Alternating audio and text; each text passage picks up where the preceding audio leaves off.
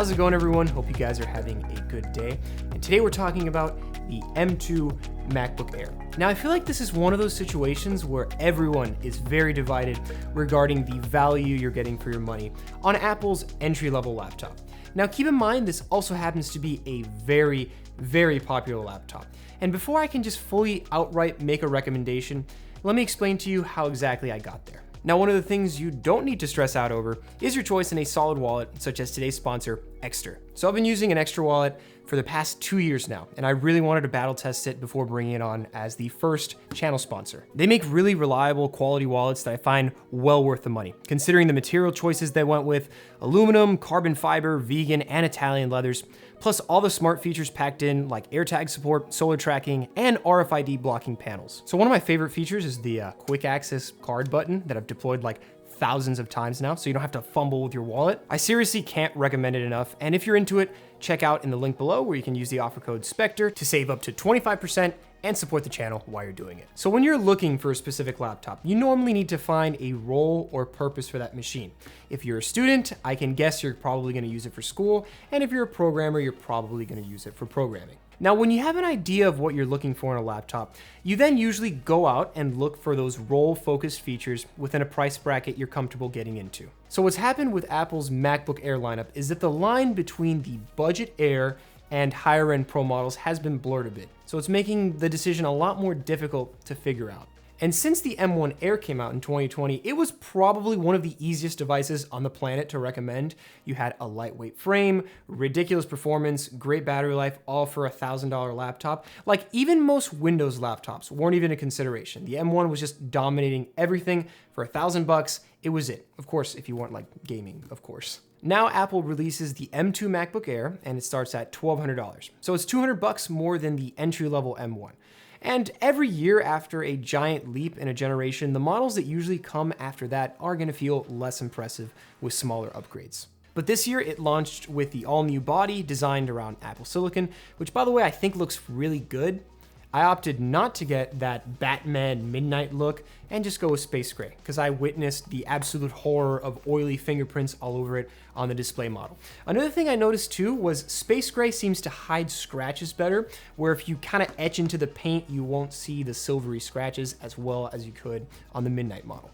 Now, the laptop no longer has the older wedge design, but that more classic, old school, boxier Mac frame, just like the Pros. So the bottom is flat now, and you get all the benefits of rounded corners that don't dig into your hands when you're typing. It's still super thin and lightweight, and since they shaved a bit off the bezels, the screen got a tad larger. Of course, they added the notch, which is like the signature of all Apple devices right now, but on this wallpaper, you really can't see it that well, so you can kind of hide it once in a while. Now, the laptop still feels like the perfect premium lightweight package we're used to. And at the same time, it's also built like a tank. Port selection is actually better than the last Air model. They've added MagSafe, which frees up another port. And it's actually kind of amazing how shallow the connector is and how they seal the whole package by including a color matched cable. Still a 3.5mm headphone jack until Apple kills off the remaining survivors.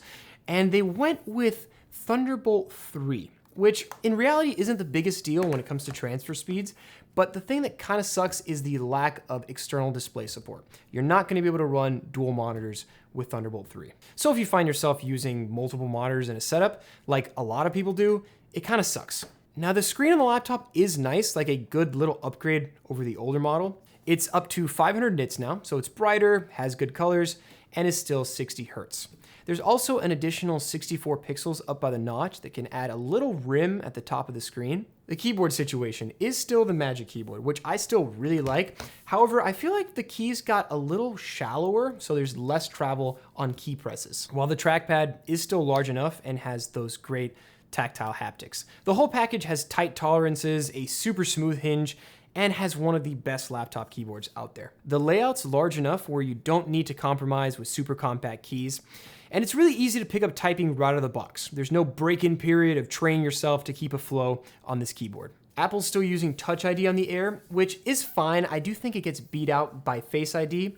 Now, the notch that houses the sensor is just a normal webcam. They went from 720 to 1080 now, which is good, but it's still that pretty normal, average Apple camera. I always find it funny how Apple puts these great sensors in all their devices, and then laptops seem to get no love whatsoever. Another thing to mention is the speaker grill delete. There's 4 spatial audio supporting speakers that fire audio from the vents, so it basically bounces the audio off the screen. They sound good, the mids are clean and nice to listen to. I think there's a bit less bass compared to the older MacBook Air, but the highs have this tendency to almost vibrate the frame of the laptop. I thought I was losing my mind completely, but it seems like the keyboard and the chassis seems to vibrate when those higher frequencies hit, and it almost makes like a buzzing, rattling tone.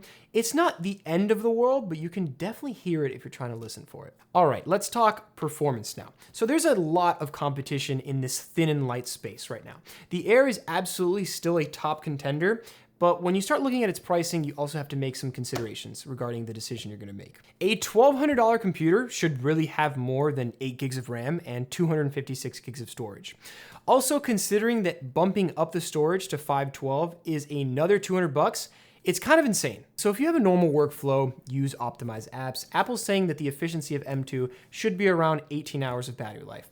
Now, I've used this since release, and I've specifically tried to max brightness out with usage, hit it with hard multitasking, and every single day, pretty frequently, I'm hit with all day battery life with extra leftover. So that involves crunching out emails, writing documents, watching videos, web browsing, all the normal computer tasks that you'd expect to hit it with. It performs flawlessly. Now, the whole argument that likes to come into play is the thermal discussion. So a while back, when the MacBooks used to use Intel chips, I remember running Spotify and getting that bad boy to literally cook. Now, since the MacBook Airs, now the M1s, are passively cooled, that means there's no fans or vents to exhaust any heat generated by the chip, which is good by meeting no fan noise and keeping the chassis thin, but you do get some drawbacks if you were to hypothetically push this to the extreme. Which, let's ask ourselves, who is the MacBook Air for? We have Pro models that are meant for the purpose of being powerful workflow-based machines, and then we have Air models with the purpose of being easier day-to-day usage. So yes, if I bring up Cinebench Testing, which is going to just stress this laptop to the extreme, it's gonna heat up and it's gonna throttle down performance if you continuously repeat the test. So what does this equal in real-world usage? Other than the niche of people that are 3D modelers or video editors, people that need the crunching power, I don't think you're gonna have to worry about anything if you're using this laptop for day-to-day tasks. And if you fall into the demographic of power users, you probably shouldn't even spec out the MacBook Air and look towards the Pro versions, because once you start dropping dough on all the upgrades, you eventually start getting into the MacBook Pro price bracket anyways. And plus, that MacBook Pro is going to suit you better in every way if you demand that extra headroom. I do think the true base model of this laptop should have at least 512 gigs of storage, but then that raises the price to $1,400 and it becomes a little bit more of a difficult recommendation. And the same goes with the SSD situation on the base model. The 256 gig SSD is substantially slower in peak speeds without Apple giving any sort of indication of this degradation in speed. They're using a single chip instead of 2 in parallel, while speeds are slower. Random writes, which can be common in day-to-day usage, are still quick, and there's a capable storage controller. I do think that at minimum, if you're looking into the base model, go for the 512. So it's a bit more of a decision when you factor in all the considerations. But you have to remember, the MacBook Air is attractive because of its price. Once that price starts to go up, then there's other options to consider. So unless you're at die-hard set on this year's MacBook Air and the features, it might be worth stepping up if you need more power. Or what I'd recommend for most people that don't want to shell out a ton of money is look at the last M1 model that kind of raised the bar so high, it's even difficult for the M2 to beat in price to performance. You can find it on Amazon new for under $1,000 now, and even refurbished hovering in the 800s. So whichever laptop you end up going with, I hope this helped you in choosing what you're looking for. So that's pretty much it. I hope you guys enjoyed the video. Thanks for your time. Drop a like if you liked the video, sub if you loved it, and I'll catch you guys in the next one.